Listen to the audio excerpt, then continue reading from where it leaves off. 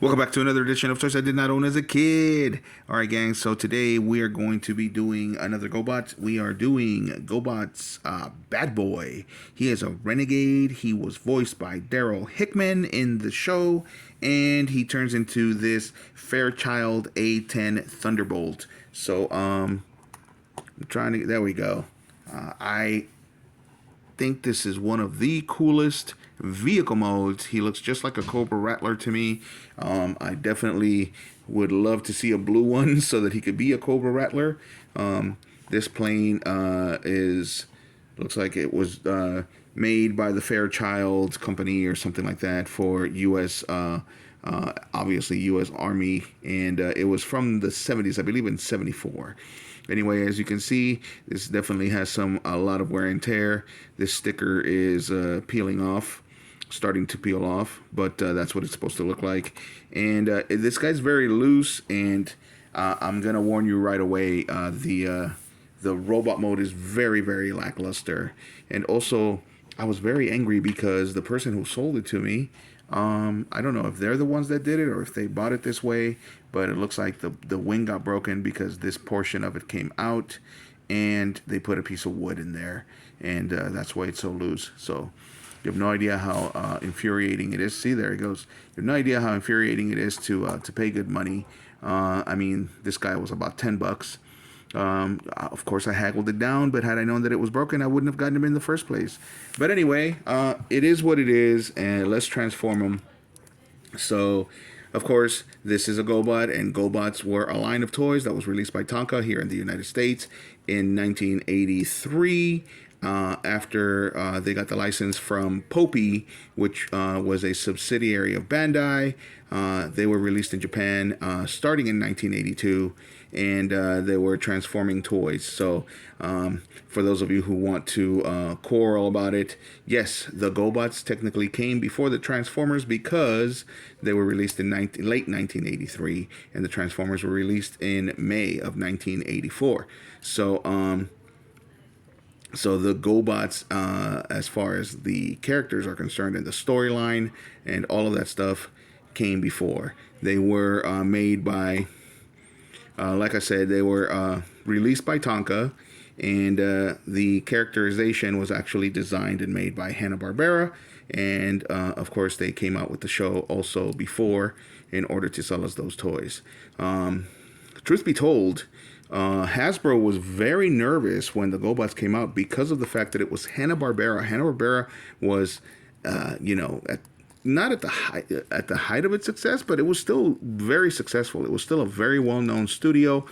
In case you don't know who Hanna-Barbera is, they were the studio that created Tom and Jerry, Scooby-Doo, the Flintstones, a bunch of the Smurfs were actually animated by Hanna-Barbera. They got the license to do it.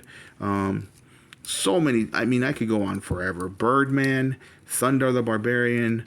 I could go on forever. They've made so many of our favorite cartoons, especially in the 60s and 70s, and in the early 80s. But Hasbro made a deal with Sunbow and Marvel Entertainment, and so not only did they have the comics, but they also had Sunbow doing the animated series, and it was more like anime. So they were actually afraid that American kids, they were actually afraid that American kids were not going to like the more Japanese style that Sunbow had to offer. So, but there he is. That's him as a robot. Like I said, he's kind of lackluster. The more I look at him, the more I like him.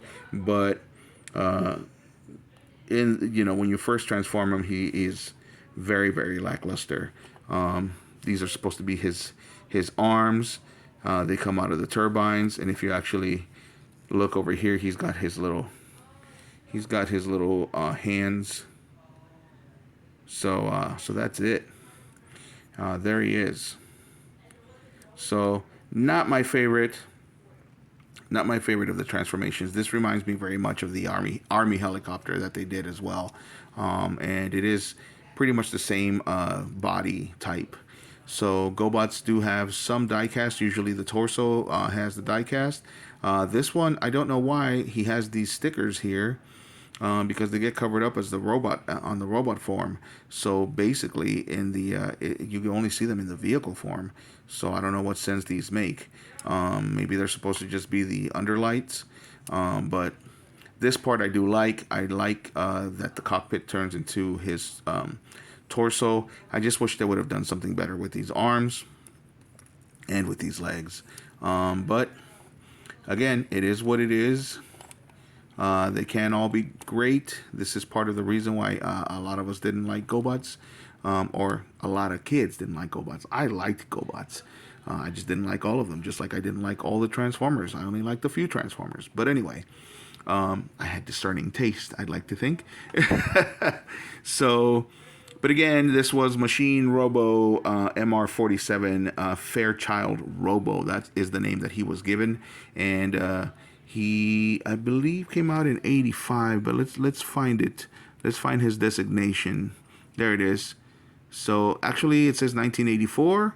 So he could have been made in late 1984 and come out in 1985.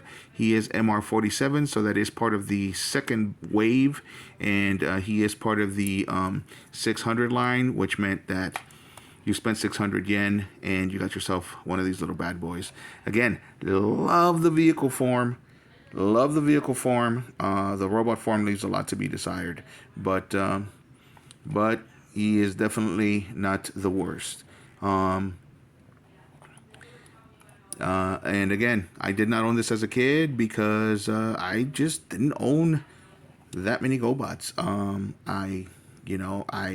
There were things that I bought with my money that I liked more, and they were usually expensive. Things like Sectars or Centurions, and even though GoBots were, they were not that expensive. You could find them at like your local store, like a Gemco or a Kmart or even a Pick and Save, now known as Big Lots. You would find them usually for anywhere between $3 to $5, depending on where you went. KB toy stores usually sold them for $5, and that's because KB was in the mall, so everything was more expensive at KB. But you could get them anywhere for usually about $3. But you could also get a GI Joe for I believe it was $187 to $287. So we would rather get GI Joes than GoBots. But yeah, every once in a while we ran into a really cool GoBot, and we would get a GoBot. But there we go. And yes, my parents did buy us those toys. Those were impulse buys. And of course, we didn't carry our piggy banks around with us. So my parents did buy my brother and I those kind of toys. But the major purchases like play sets and things like that for Christmas, that's when those were the ones that we would save up for. We did get toys for our birthdays as well. So I don't want you guys to think that my parents were these ogres that didn't get us anything. It was just Christmas. They figured it was easier and we would always be guaranteed to get whatever we wanted for Christmas, and then they would just get us things like clothes. But when it came to our birthdays, they definitely got us toys, and when it came to impulse buys like these, they definitely got them for us as well. So yeah. Don't worry, my parents are good parents. So, but I've digressed enough. So this is it. This is MR47 for a child robot, or Gobot's Bad Boy, voiced by Daryl Hickman, and he was in several of the episodes, and he was a renegade, meaning he was one of the bad guys. So thanks for watching. If you like the video, hit a like, and if you like the content, subscribe. And of course, let me know what you think of the figure. Let me know what you think of the GoBots. Let me know what you think of the series of the GoBots. Put it in the comments. I love to respond to the comments, so go ahead and do that. And again, hit a like if you like the video, and subscribe if you like the content.